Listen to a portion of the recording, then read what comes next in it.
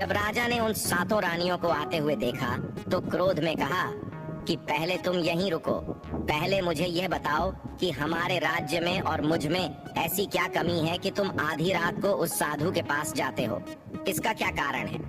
सातों रानियां हाथ जोड़कर कहती हैं, महाराज हमें माफ कर दीजिए।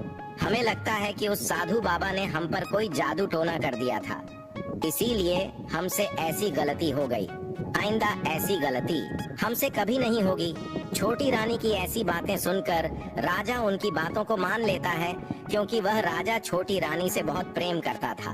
मित्रों, वह राजा भी सोचने लगता है कि शायद उस बाबा ने ही इन पर कोई जादू टोना किया होगा और अपनी सातों पत्नियों को माफ कर देता है और कहता है, ठीक है, तुम अपने कमरे में चली जाओ। सबसे छोटी रानी, जिसे राजकुमार बहुत प्रेम करता था, वह राजकुमार को खाना खिलाती है और राजकुमार को सुला देती है। जब वह राजा सो गया तो वह रानियां भी वहीं आ जाती हैं। सबसे छोटी रानी जो थी वह जादुई कील निकालती है और राजा के माथे में घुसा देती है। राजा पूरा तेजी से उठा, लेकिन इतने समय में वह ढेर बन चुका था। अब उस राजा में इतनी शक्ति नहीं थी कि उन सातों रानियां उसे मुकाबला कर सके। वह सातों रानियां उस राजा को पकड़ने लगी। राजा फिर भी हिम्मत नहीं हारी और अपने महल की खिड़की से कूदकर राजा भागते भागते अपने गुरु के पास पहुंच गया और कहने लगा कि गुरुजी, मुझे माफ कीजिए, मेरी जान बचाइए, नहीं तो मैं मर जाऊंगा। गुरु कहते हैं कि बेटा, मैंने तुमसे कहा था कि तुम त्रिया चरित्र मत सीखो, इसमें जान भी जा सकती है, देखा इसका नतीजा। राजकुमार कहता है, गुरुदेव मुझे माफ कर दो और जल्दी मेरी जान बचाइए, नहीं तो मैं मारा जाऊंगा। मेरी पत्नी ने मेरे सर में जादुई कील ठोकी है, जिसकी वजह से मैं ढेर बन चुका हूँ। मित्रों, गुरु ने जब ध्यान से देखा तो कहा कि यह वही कील है जो साधु ने दिया है, मैं तुम्हें अब नहीं बचा सकता। राजकुमार कहता है, नहीं गुरुदेव, ऐसा मत कहिए, मैं आपका शिष्य हूँ, आपका कर्तव्य है मेरी जान बचाना। तो गुरु कहते हैं कि बेटा, मैं तुम्हें बचा तो नहीं सकता, लेकिन एक उपाय है। राजकुमार कहता है, क्या उपाय है? तब अपने शिष्य की ऐसी बात सुनकर गुरु कहते हैं कि हम तुम्हें तोता बना देंगे, और जब हम तुम्हें तोता बना देंगे तो तुम सुखवाद राजा के राज्य में चले जाना और वहीं जाकर रहना, क्योंकि सुखवाद राज्य में वह साधु का जादू नहीं चलता है, और तुम्हें जब बहुत प्रेम करने वाली स्त्री मिलेगी तो तुम पुनः राजकुमार बन जाओगे। वह राजकुमार कहता है, ठीक है गुरुदेव, आप हमें तोता बना दीजिए। तो वह गुरुदेव उसे तोता बना देते हैं और वह तोता बनने के बाद वहां से उड़ा और सुखवाद राजा के राज्य में चला गया। जहां पर बहुत सारे तोता रहते थे वहीं जाकर रहने लगा, और सातों रानियों उस राजकुमार को खोज रही थी। जब राजकुमार नहीं मिला तो फिर से उस बाबा के पास जाती है और कहती है कि बाबा जी, वह रात को राजा भाग चुका है, आप अपनी पोटली निकालिए और देखें कि वह कहाँ है। तो वह महात्मा अपना पोटली खोलता है और देखने लगता है कि वह राजकुमार तोता बनकर के सुखवाद राजा के राज्य में रह रहा है। वह साधु ये सारी बात रानियों को बताता है। तो रानियां कहती हैं कि स्वामी, अब क्या करें? वह साधु कहता है कि अब तुम अपने राजमहल में जाओ और जाकर के घोषणा कर दो कि जो भी तोता पकड़ करके लाएगा हम उसे 5 सोने के सिक्के देंगे। उस राज्य के जितने भी बहेलियां थे वो तोता पकड़ने के लिए चारों तरफ घूमने लगते हैं, और जो भी तोता पकड़ते वह रानी के पास जाते और 5 सोने के सिक्के ले लेते थे और वहां से चले जाते, और वह 7 रानियां उस तोते को मार देती थीं। ऐसे ही धीरे धीरे बहुत समय निकल गया और वो राजकुमार जो तोता बनकर जहाँ गया था वहाँ सारे तोते को बहुत अच्छी अच्छी बातें करता था, उन्हें बहुत ज्ञान की बातें बताता था। तो सारे तोता को लगा कि यह तोता तो बहुत समझदार है, ये तोता तो बहुत अच्छी अच्छी बातें करता है, इसे हम अपना राजा बना लेते हैं। और सभी तोता मिलकर उसे राजा बना लेते हैं। राजकुमार सभी तोतों का राजा बन जाता है और वही छुपकर रहने लगता है। एक बहेलिया तोता पकड़ते पकड़ते सुखवाद राजा के राज में पहुंच जाता है और वह उसी पेड़ के पास पहुंच जाता है जहां पर वह राजकुमार तोता बनकर छुपकर रहता था। जब उस बहेलिये ने इतने सारे तोते को देखा तो अपने मन में सोचा कि अगर हम इतने सारे तोते पकड़कर रानी के पास ले जाएंगे तो हमें बहुत सारी सोने के सिक्के मिल जाएंगे। लेकिन वह बहेलिया सोचता है कि मैं इतने सारे तोते पकड़ कर कैसे ले जाऊं। फिर अगली सुबह सारे तोते दाना चुगने के लिए उड़ जाते हैं तभी वह बहेलिया उस पेड़ के पास जाकर उसकी डालों पर चाकू से कट लगा देता है, जिस कारण से उस पेड़ की गोंद निकलती है और उसी गोंद के कारण तोते उस पेड़ पर चिपक जाने वाले थे। मित्रों, बहेलिया वहीं छिपकर बैठकर ये नजारा देखने के लिए इंतजार करता है और जब शाम हुए सारे तोते उड़कर वापस उसी पेड़ पर जा बैठे। तभी उन सारों के पंख और पैर उस गोंद में फंस गया और वे सभी पेड़ की शाखाओं पर चिपक गए, क्योंकि पेड़ पर हर जगह गोंद ही गोंद थी। अब सारे तोते उस गोंद में पूरी तरह से चिपक गए थे। उनके साथ साजकुमार तोता भी शामिल था। तभी वे सारे अपने गुरु राजकुमार तोते से अपनी अपनी जान बचाने के लिए सलाह मांगने लगे। और एक तोता कहता है, हे राजन, आप कुछ भी करो लेकिन हमें आजाद करो, नहीं तो सुबह बहेलिया आएगा और हमें पकड़ कर ले जाएगा तथा मार डालेगा। मित्रों, तभी राजकुमार उन सभी को शांत करके कहता है, मेरी बात को ध्यान से सुनो। जब सुबह बहेलिया आएगा तब तुम सभी मरने का नाटक करो, जिस कारण से वह बहेलिया तुम्हें निकाल कर जमीन पर रख देगा। उसे ऐसा आभास होना चाहिए कि सारे तोते मर चुके हैं। समय रहते तुम सभी उड़कर अन्य सुरक्षित जगह पर जाना, बाकी मैं सब कुछ संभाल लूंगा। फिर वे सभी अपनी योजना के अनुसार पेड़ पर लटक गए, मानो जैसे सभी मर चुके हैं। फिर दूसरी सुबह जब बहेलिया वहां आता है तो वह देखता है कि सारे तोते मर चुके हैं और उसे इस बात का अफसोस हो रहा था कि सारे तोते मर चुके हैं, इसलिए वह उन सभी को पेड़ से निकालकर जमीन पर रख देता। तभी सही मौका देख सारे तोते झट से उड़ गए। वहीं दूसरी तरफ उसने देखा कि जो राजकुमार था, जो तोता बना हुआ था, वह वहीं पर रह गया और नीचे जितने भी तोते थे वो सभी उड़कर भाग गए। बहेलिया ने सोचा, अरे ये क्या हुआ, इस पेड़ पर सिर्फ एक ही तोता है जो कि मरा लटका हुआ है और जितने तोते मैंने छुड़ाकर नीचे फेंका वह सभी उड़कर भाग गए। बहेलिया ने सोचा, इसका मतलब ये सारे तोता ने मिलकर मेरे साथ धोखा किया है। अब राजकुमार जो था, जो तोता बना हुआ था, वहीं सिर्फ पेड़ पर लटका हुआ था। वह बहेलिया कहता है कि यह सब तुम्हारी चाल है, चलो अब मैं तुम्हें लेकर जाऊंगा और रानी के हाथ बेच दूंगा और मुझे 5 सोने के सिक्के मिल जाएंगे। और इधर वह बहेलिया उस तोता को बेचने के लिए रानी के पास जाने लगता है। मित्रों, रास्ते में वह तोता कहता है कि तुम मुझे कहाँ ले जा रहे हो? तो वह बहेलिया कहता है, मैं तुम्हें बेचने के लिए रानी के पास ले जा रहा हूँ। अगर मैं तुम्हें वहाँ बेच दूंगा तो मुझे 5 सोने के सिक्के मिलेंगे।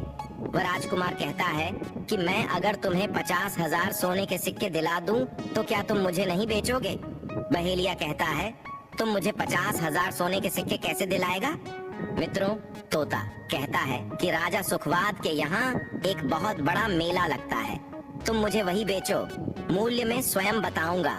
बहेलिया उस तोते की बात मान लेता है और रानी के पास बेचने की जगह राजा के राज्य के मेले में तोता को बेचने चला जाता है। और राजा के राज्य में यह नियम था, अगर किसी व्यक्ति का सामान शाम तक नहीं बिके तो वह राजा स्वयं आकर उसे खरीद लेता था। बहेलिया उस तोते को लेकर बाजार में पहुंचा हुआ था। जब कोई व्यक्ति उस तोते को खरीदने आता है तो वह पूछता कि यह कितने का है, तो वह बहेलिया कहता है कि तोता अपना दाम स्वयं बताएगा। तो वह तोता अपना दाम इतना बता देता कि कोई भी व्यक्ति उसे खरीद ही नहीं पाता। ऐसे ही करते करते शाम हो गई और अब सभी अपने अपनी दुकान लेकर चले गए। सभी का दुकान उजड़ गया था, बस एक बहेलिया और एक तोता ही रह गए थे। इधर राजा ने अपने सिपाहियों को आदेश दिया कि जाओ देख कर आओ, किसी का सामान तो नहीं रह गया है। जब राजा के सिपाही आए तो उन्होंने देखा कि एक बहेलिया तोता को लेकर बैठा हुआ है। सिपाही बहेलिया से कहते हैं कि बहेलिया, तुम्हारा तोता क्यों नहीं बिका? तुम इसे कितने में बेच रहे हो? तो तोता कहता है कि जो इन्हें 50,000 सोने के सिक्के देगा वही मुझे खरीद पाएगा।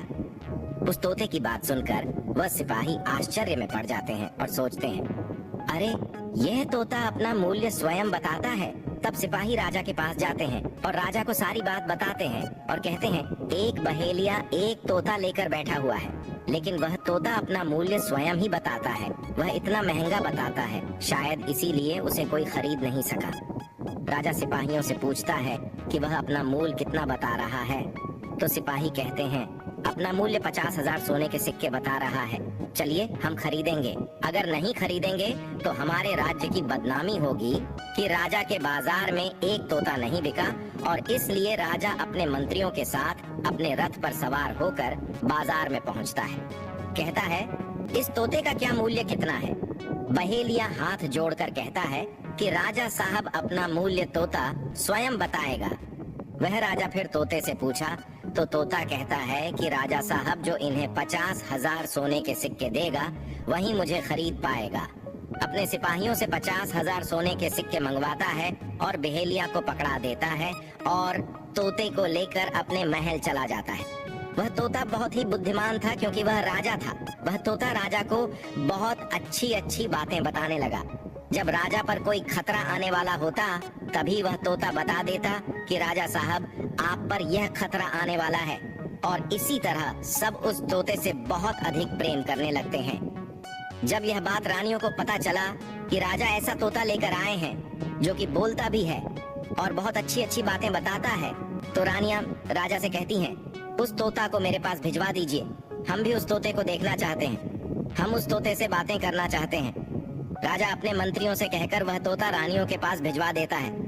रानी उस तोते से बातें करके बहुत खुश हो जाती है। रानी भी तोते से बहुत प्रेम करने लगती है और कहती है कि वाह रे तोता, इसीलिए तुझे राजा साहब ने 50,000 सोने के सिक्के देकर खरीदा है। राजा की एक पुत्री थी जो कि बड़ी सुंदर थी। रानी अपनी पुत्री से कहती है कि आज से तुम ही इस तोते का ध्यान रखो और कल तुम इसे अच्छे से धोकर नहला देना। वो राजकुमारी भी उस तोते से बहुत प्रेम करती है। जैसे ही सुबह हुआ, राजकुमारी उस तोते को लेकर नहलाने जाती है। राजकुमारी तोते को नहला रही थी तो उसने देखा कि तोते के सिर पर कील सा कुछ लगा हुआ है। राजकुमारी उसको निकाल देती है। राजकुमारी जैसी ही कील को निकालती है, वह तोता पहले वाला एक सुंदर सा राजकुमार बन जाता है। उसे देखकर राजकुमारी घबरा जाती है। राजकुमार कहता है कि तुम घबराओ नहीं, यह कील वापस से मेरे सर में लगा दो तो मैं फिर से तोता बन जाऊंगा और इसके बारे में मैं तुम्हें रात्रि में बताऊंगा। तुरंत ही वह राजकुमारी और कील राजकुमार के सर में लगा देती है और वह वापस से तोता बन जाता है। रात को राजकुमारी तोते को लेकर अपने कमरे में जाती है और उसके सर से कील निकाल देती है और वह तोता फिर से राजकुमार बन जाता है। राजकुमार अपनी सारी दास्तान उस राजकुमारी को बताता है और कहता है, माफ करना या दास्तान तुम किसी को नहीं बताना, नहीं तो मेरी जान चली जाएगी। राजकुमारी इसके बारे में अपनी माता और पिता को भी नहीं बताती है। दिन भर वह तोता रहता है और रात को राजकुमारी उस तोते को अपने कमरे में ले जाती और उसके माथे से कील निकाल देती और वह राजकुमार बन जाता है और रात में वह दोनों साथ में ही रहते हैं। और ऐसे ही धीरे धीरे समय निकलता गया। राजकुमारी को राजकुमार से प्रेम हो जाता है। इधर क्या हुआ, जो राजकुमार की पत्नियां थीं, वह बहुत सारे तोते मरवा देती हैं, लेकिन जो राजकुमार तोता बना हुआ था वह उन्हें नहीं मिलता है और वे उसी साधु के पास जाती हैं और कहती हैं कि हे महात्मा, हमारे पति तो अभी तक हमें नहीं मिले, हम अब क्या करें, उन्हें कैसे मारें। वह साधु फिर से अपनी पोटली खोलता है और देखता है कि वह राजकुमार अभी तक तोता बन के राजा के घर में रह रहा है। वह साधु रानियों से कहता है कि तुम एक काम करो कि तुम नृत्य कला सीख लो। हम सभी मिलकर उस राजा के घर नृत्य कला करने जाएंगे और जब राजा हम पर प्रसन्न हो जाएगा और हमें कुछ मांगने को कहेगा तो हम उस तोते को ही मांग लेंगे और फिर आसानी से उसे मार देंगे। मित्रों, धीरे धीरे समय बीता। साधु तबला बजाना और सात रानी पूरी तरह से नृत्य कला सीख चुकी थी। अब साधु को लगा कि हम सफलता प्राप्त कर सकते हैं और उस तोते को उस राजा से मांग सकते हैं। साधु का भेष बदल करके उन सातों रानियों को नृत्य कला वाली स्त्री बन करके राजा के दरबार में पहुंच गई। राजा उस साधु से पूछता है कि आप लोग कौन हैं, यहाँ क्यों आए हैं। तब साधु कहता है कि हम सब नृत्य कला वाले हैं, आपके महल में हम नृत्य कला दिखाना चाहते हैं। राजा को भी गाने और बजाने का बहुत शौक था, वह मान जाते हैं। उधर वह साधु अपना गाना बजाना चालू करता है। जब उनकी गाने बजाने की आवाज तोता के कानों में पहुंची तो तोता समझ गया कि वह साधु हमारी सातों रानियों को लेकर भेष बदल कर यहाँ पर आ गया है। अब हमारी जान नहीं बचेगी। लेकिन जब राजकुमारी उस तोते को लेकर अपने कमरे में जाती है, उस तोते के सर से कील निकालती है और वह तोता राजकुमार बन जाता है और वह राजकुमार सारी बातें उस राजकुमारी को बताता है। कहता है कि देखो, जो यह गाने बजाने वाले आए हैं यह वही साधु है। यह गाने बज जाने से राजा को खुश कर देगा और बदले में मुझे मांग लेगा और ले जाकर मुझे मार देगा। मित्रों, वह राजकुमार कहता है कि सुनो राजकुमारी, जब राजा आदेश दें कि तोता को लेकर आओ तो तुम मुझे मत देना। जब राजा खुद यही मुझे लेने आए तब भी तुम मुझे मत देना। कहना कि तोता को नहीं दूंगी, और जब राजा न माने, राजा तुमसे जिद करे और मुझे मांगे, तब तुम गुस्से में आकर के पिंजरे को फेंक देना। उसके बाद मैं अपने बचने का रास्ता हम स्वयं ही ढूंढ लेंगे। राजकुमारी कहती हैं कि ठीक है, और वहाँ गाना बजाना हुआ तो राजा प्रसन्न होकर उन्हें कहते हैं कि मांगो, क्या मांगना चाहते हो। वह साधु कहता है कि जो आपके पास तोता है, जो आप कुछ दिनों पहले ही खरीदे है, वह तोता आप मुझे दे दो। राजा कहता है ठीक है। राजा अपने मंत्री को आदेश देता है कि जाओ उस तोते को लेकर आओ। मंत्री राजकुमारी के पास पहुंचता है और कहता है कि यह तोता मुझे दीजिए। राजकुमारी कहती है नहीं दूंगी। मंत्री कहता है कि देखिए, आप जिद मत कीजिए। राजकुमारी कहती है कि तुम जाओ और मेरे पिताजी को यहाँ भेजो, वहीं आकर इसे ले जाएंगे। मंत्री राजा को जाकर सारी बात बताता है। राजा स्वयं आता है उस तोते को लेने के लिए। वह राजा जाकर कहता है कि बेटी, यह तोता मुझे दे दो, यह नृत्य कला वाले को देना है, जो यहाँ गाना बजाना किए हैं, यह उन्हें देना है। तो राजकुमारी कहती हैं कि पिताजी, यह तोता मैं नहीं दूंगा। क्रोध में आकर राजा कहने लगा कि तू कैसी बातें कर रही हो, इसे देने का मैंने वादा किया है। जब राजकुमारी ने राजा को क्रोध में देखा तो राजकुमारी को भी गुस्सा आ गया, और राजकुमारी गुस्से में पिंजरे को जमीन पर फेंक देती है। वह पिंजरा जैसे ही जमीन पर गिरा, वह टूट गया, और तोता जो था वह चावल का दाना बन गया। और जैसे ही साधु को यह बात पता चली, साधु भी तुरंत कबूतर बन जाता है और उस दाने को कबूतर खाने लगता है। उसमें से जो एक दाना था, बस वही राजकुमार था। जैसे ही वह दाना कबूतर खाने वाला होता है, राजकुमार बाज बन जाता है और एकदम से कबूतर पर झपटता है और उसे मार देता है। इस तरह से उस साधु की मृत्यु हो जाती है। राजा यह सब देखकर आश्चर्यचकित हो जाता है। उस कबूतर को मारकर फिर से तोता बन जाता है, और जो राजकुमारी थी उस तोते से कील निकाल देती है, और वह फिर से पहले जैसा राजकुमार बन जाता है। राजकुमारी अपने पिता को सारी बात बता देती है। राजकुमार कहता है कि देखिए राजा साहब, मैं भी एक राजा हूँ, और मैं आपकी बेटी से प्रेम करता हूँ, और मैं उनसे शादी करना चाहता हूँ। वह राजा अपनी पुत्री से पूछता है कि बेटी, क्या तुम इससे शादी करना चाहती हो? तो राजकुमारी कहती है कि पिताजी, मैं से प्रेम करती हूँ। और फिर राजकुमार उस राजा की पुत्री से विवाह करके अपने महल जाता है, और जो उनके 7 पत्नियां थीं, उनको पकड़कर बंदी गृह में बंद करवा देता है, और राजकुमार खुशी खुशी उस राजकुमारी के साथ रहने लगता है। दोस्तों, जब कोई स्त्री कभी कभी किसी परिस्थिति में चतुराई या चालाकी दिखाती है, या दूसरों को बेवकूफ मानते हुए कोई अभिनय ढोंग पाखंड करती है, तो इसे ही त्रिया चरित्र कहते हैं, जिसे पढ़ने के बाद राजा को अपनी जान बचाने के लिए क्या क्या नहीं करना पड़ा, क्योंकि राजा को स्त्री के त्रिया चरित्र की पूरी जानकारी हो चुकी थी। ऐसी और वीडियो देखने के लिए लाइक कर लीजिए और चैनल को सब्सक्राइब कर लीजिए।